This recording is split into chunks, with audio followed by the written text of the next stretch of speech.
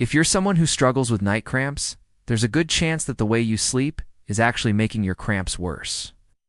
And what I want to do in this video is share with you the one sleeping position that might be causing your leg cramps, so you can change it and hopefully get some relief. As a doctor, I've spent many years researching and studying ways to help people sleep better and improve their quality of sleep. In fact, I've created 7 different programs to help you sleep better. So if you want to learn more about those, you can head on over to my website at drberg.com. But today, I want to talk about something that affects all of us and something that most of us do every single day, and that's sleeping. One thing that we have no control over is when a cramp will happen. It could happen the second you lay down, or it could happen 3 hours into your sleep. Either way, these leg cramps are painful, and they can wake you up in the middle of the night. And if you have to get up for work or school early, you just making that whole situation even worse, because now you're super tired and you still got those cramps. The question is, why do these cramps keep happening? Well, I'm going to share with you a few reasons that might be causing your cramps, and then I'm going to share with you a sleeping position that you may not know about and how it helps to reduce your risk of getting cramps. So let's dive in and let's talk about reason. 1. The most common reason people get night cramps is because they're dehydrated.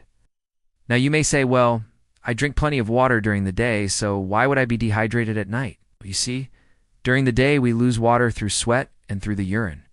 And if you're not replacing that water that you lose during the day, then by the time you go to bed, you're already dehydrated. And then once you start sleeping, you stop drinking water, which makes things even worse. One study found that people who were moderately dehydrated had a 200 increase in the frequency of their muscle cramps. So if you're already dehydrated, you're setting yourself up for failure. You're setting yourself up for having leg cramps. 2. Another reason that you might be getting leg cramps is because of the amount of potassium you have in your system. If you don't have enough potassium, it can lead to cramping. In fact, there was one study that found that increasing the amount of potassium in your diet by just 500 milligrams per day reduced the frequency of exercise-induced muscle cramps by 55%. And reason 3 is that your leg muscles are too tight. So if you haven't moved them in a while, or you haven't stretched them, they could be tight, and this can lead to cramping. So now that you understand a little bit more about why you're getting those cramps, let's talk about the one sleeping position that you should avoid if you have leg cramps. That sleeping position is lying on your stomach. Most people sleep on their sides or on their backs, and there's nothing wrong with that. However, sometimes people like to lie on their stomachs, especially if they have back problems. However, if you have leg cramps, lying on your stomach is only going to make your leg cramps worse. Here's why. When you lie on your stomach, you're putting pressure on your calves. So if you already have tight calf muscles, this pressure is only going to make things worse. If you're dehydrated or low in potassium, again, this sleeping position is only going to make your cramps worse. So what should you do instead? Well, one option is to lie on your side.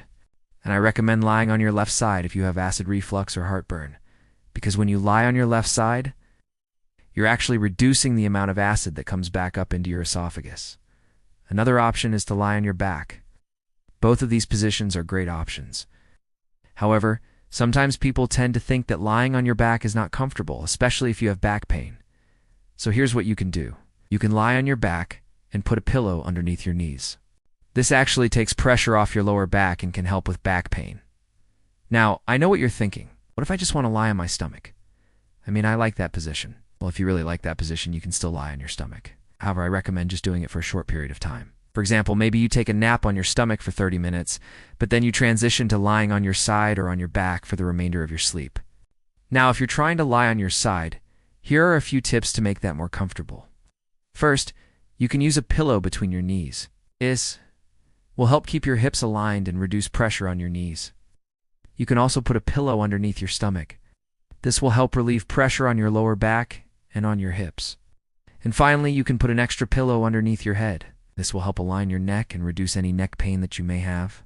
Another tip that I have for you is to wear comfortable clothing to bed. So for example, you do want to wear jeans or a tight belt to bed, because this will just put unnecessary pressure on your legs and on your stomach. Instead, wear loose, comfortable clothing like sweatpants and a loose t-shirt. Another thing that I highly recommend that you do is drink a glass of water before bed.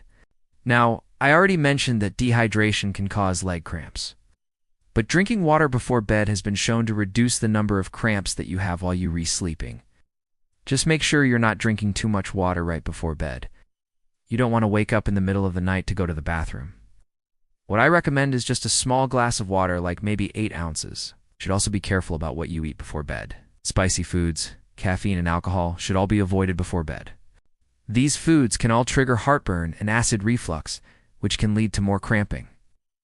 In addition to what you eat before bed, you need to make sure that you're eating a healthy diet during the day. Make sure you're getting plenty of potassium in your diet. Again, if you're low in potassium, it can contribute to leg cramps. Foods that are high in potassium include avocados, bananas, and sweet potatoes. You should also be getting plenty of magnesium, vitamin D, and calcium. All of these nutrients play a role in muscle function and preventing cramps. Alright, so we've talked about changing your sleeping position, drinking water before bed, and watching what you eat before bed. There are 2 other things that you can do that are really easy, and they are very effective at reducing the amount of cramps that you have. The first one is stretching. Stretching before bed can help reduce muscle tightness, and this can help prevent cramps. You don't need to do a bunch of different stretches. You can do a basic calf stretch where you stand up and you reach your toes, or you can just do a simple hamstring stretch where you sit down and you try to touch your toes. Just doing 1 or 2 of these stretches before bed can make a big difference. Finally, you can try taking a warm bath before bed. Taking a warm bath has been shown to reduce muscle tension and increase blood flow to your muscles. Both of these effects can help reduce the amount of cramping that you have while you're sleeping. In fact, there was one study that found that taking a warm bath increased the time that people spent sleeping by 55%. I hope this video was helpful, and I hope it helps you get better sleep and fewer leg cramps. If you enjoyed this video, please hit the like button below. And remember, you can get more sleep. You can get better sleep.